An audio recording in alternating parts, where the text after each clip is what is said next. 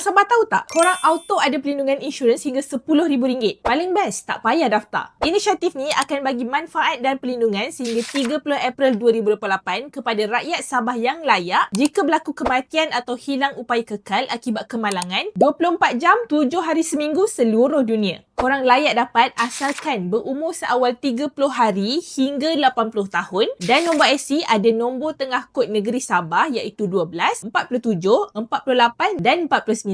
Ada pengecualian golongan yang tak layak claim termasuk askar atau polis, pramugari, pramugara, cabin crew dan banyak lagi. Tapi masih boleh claim kalau semua pekerja ni tengah bercuti atau tak bertugas ketika waktu kemalangan. Maksimum manfaat pelindungan ni adalah RM10,000 dan jumlah berlainan bergantung kepada keadaan kehilangan upaya yang dialami. Ada tambahan khairat kematian RM500 kalau meninggal dunia akibat kemalangan. Untuk claim, boleh ke www.progressiveinsurance.com.my, download borang tuntutan sama ada kematian atau kehilangan upaya kekal. Kalau tak nak download online, boleh ambil borang di pejabat PIB, pejabat daerah atau pejabat majlis daerah. Kumpul dokumen sokongan ni ikut kategori tuntutan, boleh post dan screenshot untuk tengok lama sikit.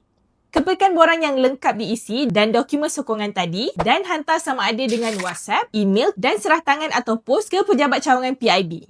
Pastikan korang claim dalam tempoh 60 hari dari tarikh kemalangan untuk elakkan permohonan ditolak. Share video ni dekat kawan-kawan Sabah korang dan follow isatra.my untuk info best macam ni setiap hari.